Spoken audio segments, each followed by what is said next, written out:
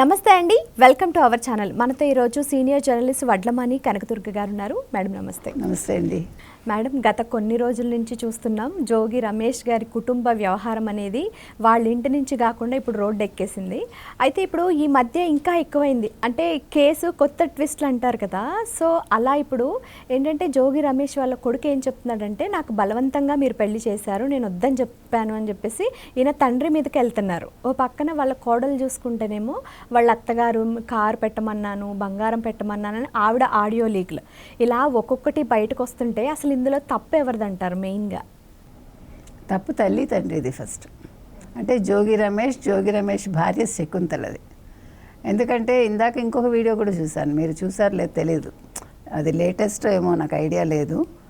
జోగి రమేష్ కొడుకు ఎవరైతే ఉన్నారో రాజీవ్ అమ్మాయిని తిడుతున్నాడు. అవునవును, అది విని ఉంటారు మీరు. ఆ ఆడియో వచ్చింది, అది బయట. నా లైఫ్లోంచి వెళ్ళిపో అని చెప్పి, నీకు నీ అమ్మ బాబు ఉన్నారు, వాళ్ళ ఇంట్లో నువ్వు ఉండు, నీ జోలికి నేను రాను, నా జోలికి నువ్వు రాకు, నాకు విడాకులు అక్కర్లేదంటూ మాట్లాడుతున్నాడు. అంటే ఇక్కడ బేసిక్గా అబ్బాయి తనకుండే లోపాన్ని ఒప్పుకున్నాడు. సో ఒక బిడ్డలో లోపం ఉంటే తల్లి తండ్రి ఏం చేయాలి? మోసం చేసి ఒక అమ్మాయి గొంతు కోయకూడదు, ఆ పిల్లాడిని డాక్టర్ దగ్గర తీసుకెళ్ళాలి. కొన్ని మనం సిగ్గుపడకూడదు, ఎందుకంటే దీనికి ఎవరి తప్పులు ఉండవు. కొన్ని మనకు తెలియకుండా యాక్సిడెంటల్గా జరుగుతాయి మనిషికి, కొన్ని సహజంగానే రావచ్చు. దానికి రకరకాల కారణాలు ఉంటాయి. కాబట్టి సిగ్గుపడి, లేదు నేను రాజకీయ నాయకుడిని, చాలా అహంకారంతో నా బిడ్డకి లోపం ఉంటే ఏంటి, నేను కవర్ చేసుకోగలను, డబ్బు చూడు. ఇక్కడ ఇంకొక విషయం ఏంటంటే అండి, డబ్బు ఎదిరించి చేసుకోలేదు, మళ్ళీ కట్నం తీసుకున్నాడు. పోనీ కట్నం తీసుకుని ఊరుకున్నాడా? బంగారం పెట్టాక మళ్ళీ మాకు ఫార్చ్యూన్ కార్ కావాలి, తర్వాత 2 కోట్లు మా పిల్లాడి బిజినెస్కి కావాలి, మళ్ళీ డిమాండ్ చేశారు. అంటే ఎంత అహంకారం మనిషికి! ఎవరి కోసం ఇస్తారు? నేను రాజకీయాల్లో ఉన్నాను, నా వెనకాల జగన్ ఉన్నాడు అనే అహంకారమేగా. అంటే 5 ఏళ్ళ అహంకారంతో ఉన్న నువ్వు కన్ను మిన్ను తెలియలే మీకు. జగన్ ఉన్నాడు, జగన్మోహన్ రెడ్డి మా వెనకాల ఉన్నాడు. అది ఇంకొక పెద్ద దౌర్భాగ్యం ఏమైందంటే, ఒక జోగి రమేష్ కనే కాదు, మొత్తం వైసీపీలో ఉండే లీడర్స్కి అందరికీ మరో 30 ఏళ్ళు మనమే ఉంటామనేది అది బాగా వంట పట్టించుకున్నారు.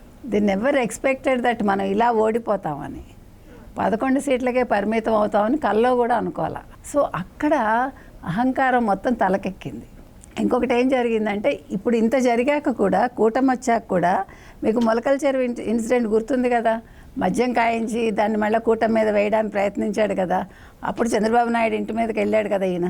అంటే వీళ్ళందరూ ఏమనుకున్నారంటే, ఏం జరిగినా పర్వాలేదు, ఇప్పుడు ఆ పిల్ల చచ్చినట్టు పడి ఉంటుంది అనుకున్నాడు. అమ్మాయి ఇలాగా బయటకు వచ్చి ఇంత రచ్చ అవుతుంది అనుకోలేదు. మనం అప్రిషియేట్ చేయాల్సింది అమ్మాయిని. ఎందుకంటే జోగి కుటుంబం గురించి తెలిసి కూడా అమ్మాయి బయటకు వచ్చి మాట్లాడగలిగిందంటే, ఇక్కడ అమ్మాయికి ఉండే ధైర్యం కూటమి ప్రభుత్వం ఉందని. అంటే కూటమి మీద చేస్తుందని కాదు, జగన్మోహన్ రెడ్డి లేకపోవటం అనేది అమ్మాయికి ప్లస్. ఓకే, అంతే కదా. ఇదే జగన్మోహన్ రెడ్డి ఒకవేళ ఉంటే పరిపాలనలో, అమ్మాయి ధైర్యం చేసి ఉండకపోయి చచ్చిపోయి ఉండేది. నిజంగా చెప్తున్నా, ఏం చేసేవారో కూడా తెలియదు. అందులో మీకు సందేహం అక్కర్లే. ఇప్పుడు డోర్ డెలివరీ తెలుసు కదా, డ్రైవర్ సుబ్రహ్మణ్యాన్ని, అలా చేసి ఉండేవాళ్ళేమో. సో అమ్మాయి అదృష్టం కొద్దీ మళ్ళీ జగన్మోహన్ రెడ్డి రాలేదు. కానీ ఇక్కడ ఏం జరిగింది, పెద్ద మనుషులను కూర్చోపెట్టి 2 కుటుంబాలు మాట్లాడినప్పుడు ఆ పిల్లాడు ఓపెన్గా తల్లి తండ్రి మొహం మీదే, నేను చెప్తే మీరు వినలేదు, 10 మందిని తీసుకొచ్చి కూర్చోపెట్టి రోజంతా నాకు కౌన్సిలింగ్ ఇచ్చి నన్ను ఒప్పించారు, ఇప్పుడు అమ్మాయి మంచిదేనా, అమ్మాయి జీవితం నాశనం అయిపోయింది నా వల్ల అని చెప్పాడు. రేపొద్దున నేను మీ ఇద్దరి పేరే చెప్తానని కూడా బెదిరించాడు కొడుకు. మీరు అది విన్నే ఉంటారు. సో ఇవాళ జోగి రమేష్ కుటుంబం ఎట్లా తయారైందంటే దిక్కుతోచని స్థితిలో ఉంది. రెండోది, ఇప్పటికైనా జోగి రమేష్ బుద్ధి తెచ్చుకుని, అంటే ఏదో ఒరుగుతుందని కాదు, కొద్దిగా మానవత్వం ఉంది అని నిరూపించుకోవటానికి ఒక వీడియో రిలీజ్ చేయాలి పబ్లిక్గా. నేను తప్పు చేశాను, నా భార్య మేము కొడుకు మీద ప్రేమతో ఒక అమ్మాయి జీవితం నాశనం చేసాం, ఇప్పుడు మేము చెప్తున్నాం ఆ అమ్మాయి దగ్గర నుంచి మేము తీసుకున్నవన్నీ వెనక్కి ఇచ్చేస్తాం, ఆ అమ్మాయికి విడాకులు ఇప్పిస్తా, ఆ అమ్మాయి కొత్త జీవితాన్ని ప్రారంభించవచ్చు అని చెప్పాడు అనుకోండి. మళ్ళీ ఇంకో పని కూడా చేయాలి, పూర్తిగా జగన్మోహన్ రెడ్డి నుంచి బయటికి రావాలి, రాజకీయ సన్యాసం తీసుకుని. మేడం, ఇప్పుడు రాజకీయ సన్యాసం అంటే ఒక డౌట్ వచ్చింది, అసలు ఫ్యూచర్లో ఆయనకి రాజకీయ అసలు ఏమైనా ప్రస్థానం ఉంటుందంటారా? లేదు, అంటే నేను అనేది అదే మీకు. ఇప్పుడు ఎవరికీ లేదు, ఇప్పుడు ఒక జోగి రమేష్ కాదు, జగన్మోహన్ రెడ్డికే లేదు, అది కాదు నేను చెప్పేది. తనంతట తను రాజీనామా చేశాడు అనుకోండి పార్టీ నుంచి, కొద్దిగా మనిషిగా బతకగలడు కదా నలుగురిలో. వాళ్ళ గురించి చెప్తున్నా, ఇక్కడ జగన్మోహన్ రెడ్డి కోసమో లేకపోతే జోగి రమేష్ కోసమో కాదు. జోగి రమేష్ కుటుంబం కనీసం మామూలుగా బతకగలరు నలుగురిలో అనుకోవాలంటే ఈ పని చేస్తే ప్రజలు కొద్దిగా మన్నిస్తారు. సర్లే కొడుకు మీద తీపితే ఇవంతా చేశాడు, ఏ తల్లి తండ్రికైనా ఉంటుంది. రాజకీయంగా కూడా క్షమాపణ చెప్తున్నాడు, నేను తప్పులు చేశాను ఒప్పుకున్నాడు అనుకోండి, ఒప్పుకొని మొత్తం వదిలేయాలి జగన్మోహన్ రెడ్డిని. కేసులుంటే ఫేస్ చేసి జైలుకి వెళ్ళి వచ్చేసాడు అనుకోండి, కనీసం నెక్స్ట్ కుటుంబం అంటే పిల్లలైనా కూడా కనీసం భవిష్యత్తులో మంచిగా ఉంటారు. వాళ్ళకు కూడా అహంకారం దిగాలి. ఇవన్నీ మనం చెప్పి కాదు, వాళ్ళకి రావాలి ఆ జ్ఞానం. కాకపోతే ఏంటంటే మనం ఎందుకు చెప్తున్నాం అంటే కనీసం ఎప్పటికైనా బుద్ధి తెచ్చుకోండి అని, అంతే. మేడం, ఇందాక మీరు ఒక మాట అన్నప్పుడు నాకు ఒక డౌట్ వచ్చింది. ఇప్పుడు ఎవరైతే మేఘనా గారు ధైర్యంగా ఉండి బయటకు వచ్చారు కాబట్టి సరిపోయింది. అదే ఎవరైనా భయపడే ఒక అమ్మాయి అయ్యి ఉంటే నిజంగా అమ్మాయి ఎంత క్షోభ అనుభవించేది. అయ్యో, ఆ పిల్ల అనుభవించింది కదా. అంటే బయటకు రాకపోతే కాదు, దిండుతో చంపేద్దాం అనుకుంటే బతిమాలింది కదా, నేను మీరు చెప్పినట్టు వింటాను నన్ను చంపకండి అంటే వాళ్ళు జాలి తలిచి దయ తలిచి వదిలేశారు. అది వాళ్ళు ఊహించలే ఇలాగ ఈ అమ్మాయి ఎదురు తిరగగలదని. మనిషి ఎప్పుడు కూడా చావు అంచుల వరకు వెళ్ళినప్పుడు వాళ్ళకి ఒక మొండి ధైర్యం వస్తుంది. అమ్మాయి చూసేసింది, చావు అంచుల వరకు వెళ్ళిపోయింది. సరే ఇంకా తాడో పేడో తేల్చుకోవాలనుకుంది, దానికి కూడా ప్లాన్ చేసుకుని బయటకు వచ్చి ఉంటుంది. జస్ట్ లైక్ దట్ రాగలిగి ఉండదు ఖచ్చితంగా. తనకి తర్వాత కుటుంబం సపోర్ట్ అనేది చాలా ముఖ్యం, మీరు గుర్తుపెట్టుకోండి. మీరు ఈ మధ్యకాలంలో ఎన్నో కేసులు చూసా, వాళ్ళు చిన్నవాళ్ళ పెద్దవాళ్ళ డబ్బు ఉందా లేదా కాదు, నువ్వు మొగుడుతోటే పడి ఉండాలి వాడు కొట్టినా తిట్టినా. నేను ఎన్ని కేసులు చూశాను. యూ కాంట్ బిలీవ్, అసలు మీకు అర్థం కాదు. ఈ కుల పెద్దలేంటో వాళ్ళ తీర్పులేంటో, ఈ తల్లి తండ్రి కూడా లేదు మొగుడు దగ్గరే నువ్వు ఉండాలి, చావో రేవో అక్కడే తేల్చుకో. మరి ఎందుకంటారు మీరు?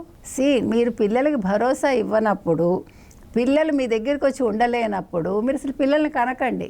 కన్నాక మీ బాధ్యత. ఒకవేళ అమ్మాయికి ఏదైనా సమస్య వస్తే మేము ఉన్నాం నీకు అని చెప్పే తల్లిదండ్రులు ఉండాలి. కులం కాదు కావాల్సింది కదా. కులం పిల్లని తీసుకొస్తుందా?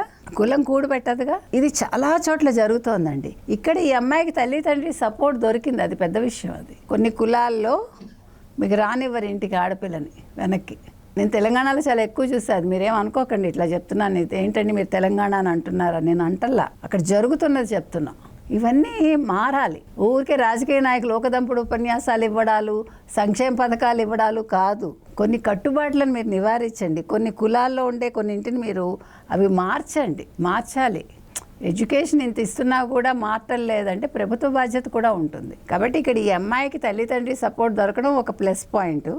అమ్మాయి ధైర్యంగా అన్నీ ఎదుర్కొని మొత్తానికి అమ్మాయికి భూమి మీద నూకలు ఉన్నాయి కాబట్టి బతకగలిగింది. ఇప్పుడు అమ్మాయి తేల్చుకోవాలి, వదలకూడదు. తనకి ఎలాంటి న్యాయం కావాలంటుంది మేడం? అసలు వీళ్ళకి శిక్ష పడాలండి, ఆ అమ్మాయికి డైవోర్స్ కావాలి, రెండు జరగాలి.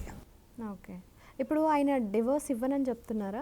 మనకు తెలియదు. లోపల మనం విన్నది ఏంటంటే డైవోర్స్ ఇవ్వను, ఏం చేసుకుంటావో చేసుకో అన్నాడని మనం విన్నాం. అది నిజమో కాదో మనకు తెలియదు. మన ఆడియోలో కూడా చూసాం, విన్నాం. అది డివోర్స్ ఇవ్వను కానీ మీ ఇంట్లో నువ్వు ఉండు అంటున్నాడు. అంటే డైవోర్స్ ఇవ్వను అని ఎందుకు అంటున్నావు అంటే అమ్మాయి హ్యాపీగా బతకడం నీకు ఇష్టంలా, నేను ఇలా ఉన్నాను కాబట్టి ఆ పిల్ల కూడా సుఖపడకూడదు అనేది వాళ్ళ ఇంటెన్షన్ అని మనకు అర్థమవుతుంది. ఇక్కడ మేల్ ఈగో మీకు అర్థమైందా?